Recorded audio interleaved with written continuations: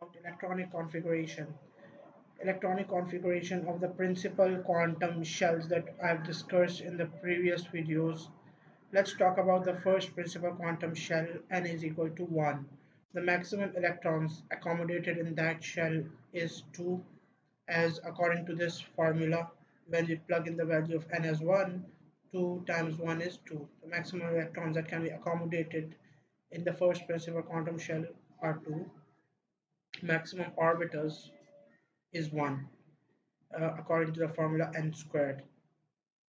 Plug in the value of n as 1 and you'll get n squared as 1 as well. We've also discussed the energies of the four subshells. S has the least energy and F subshell has the greatest energy. This is a general rule that the electrons always enter the orbitals of those subshells which are at lower energy levels first. So if electron is given a choice between the orbitals of all the four subshells, it will most probably enter the S subshell first, then P, then D, and finally F. Okay, these are some 3 points and very important points that you must know to write down the electronic configuration of each principal quantum shell. Okay, so let me raise this out. The first thing that you need to write down the electronic configuration is the principal quantum number, the n of that shell, which in this case is given as 1. The second thing that you need is the subshell, which in this case I'll tell you how to find the subshell. The third thing that you need to know is the number of electrons that can be accommodated in that subshell. Okay, as we know, these are the four. This is how the energy level varies between the four subshells. S is less than P is less than D is less than F. You guys need to learn something, that the only orbital present in n equals to 1 in the first quantum number is the s orbital, the orbital belonging to the s subshell, because it is at a lower energy, it is at the least energy level, because it is the quantum shell which is closest to the nucleus and has the lowest energy, and the lowest energy belongs to the s subshell. So now let's write down the electronic configuration. First of all, write the value of n, which is 1. So n is 1, we've written down 1. Then write down the subshell. The subshell, as I told you, is the s, the subshell of the orbitals which are present in the quantum number, in the quantum shell. So the subshell is s, so write down s. And then the number of electrons that can be accommodated in that subshell, the number of electrons that can be accommodated in that subshell.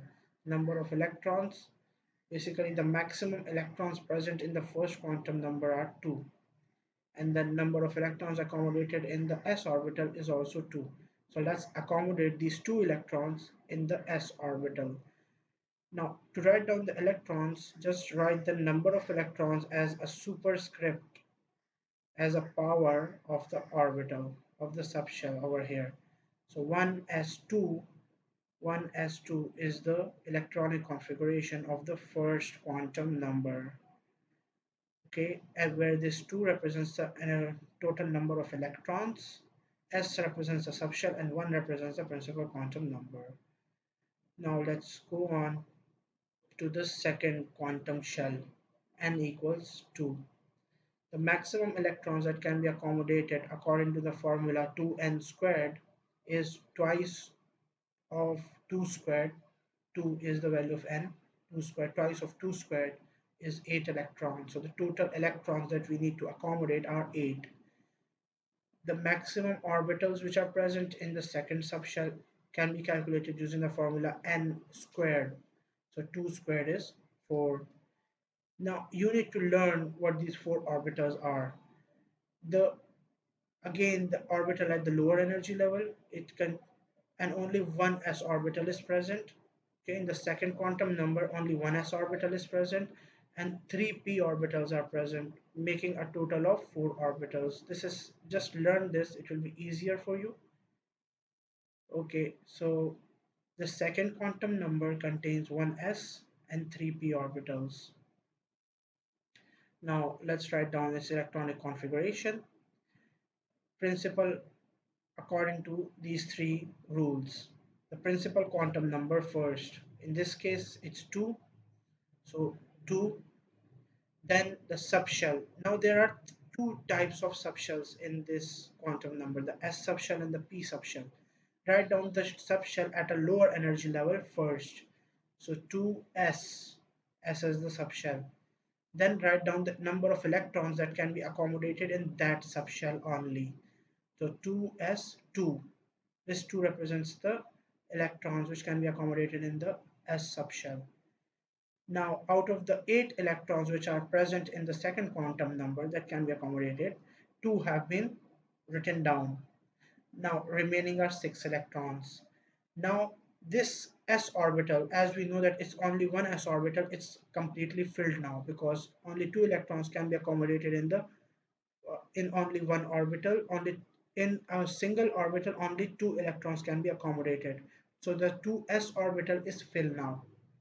Now we'll need to change the subshell in order to gain more space for the electrons to be accommodated. Now the next subshell is the p subshell. Whenever we change the subshell, we have to write down the quantum number again. The quantum number, because this subshell belongs to the same quantum shell. This subshell is also present in the second subshell. So write down the second subshell again, 2. The second shell, the 2, n is equals to 2 according to the first rule. Then write down the subshell, which is p this time, not the s, but rather the p, and the number of electrons it can accommodate. Out of the 8 electrons, 2 had been previously accommodated in the 2s orbital. Remaining 6 will come over here. So this is the maximum electronic configuration of the second shell. Now let's go on to the third shell. The maximum electrons that can be accommodated are 18 according to a 2n squared formula. Maximum orbital are 3 squared, which is 9 orbitals. Now we need to learn this as well. The 9 orbitals, out of the 9 orbitals, 1 is s, 3 are p orbitals, and the 5 are d orbitals. Electrons will first enter the orbitals at lower energy. So the s orbital are going to be filled first. Out of the 18, again, first write down the quantum number 3, then write down the subshell S, then write down the electrons which are accommodated in that subshell 3s2. Then this s orbital is filled, change the subshell, again write down the quantum number 3, then write down the subshell P, then write down the number of electrons that are present in the second subshell 6. So till now we've accommodated 8 electrons, 2 plus 6 is 8. Now the p subshell is filled again because p can accommodate a maximum of 6 electrons. Now let's change the subshell. When we change the subshell again, write down the quantum number again, 3, and then write down the subshell. Now the remaining 10 electrons out of the 18 are gonna come over here. The d subshell can accommodate a maximum of 10 electrons. Then coming to the fourth quantum number, the maximum electrons it can accommodate is 32. The maximum orbitals it can accommodate, the maximum orbitals it has is 16. We do, out of which 1 is S, 3 are P, 5 are D, and 7 is F. In the fourth, 7 are F. In the fourth quantum number, all we need to know is the electronic configuration of the 4s orbital, the 1s which is there, and the 3p orbitals.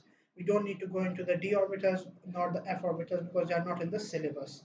So again, filling the electrons in the s and the p orbitals, first write down the quantum number 4, then write down the subshell which is s, then write down the electrons it can accommodate 4s2, then again write down the quantum number because the subshell is changing, then write down the different subshell p, and write down the total number of electrons it can accommodate.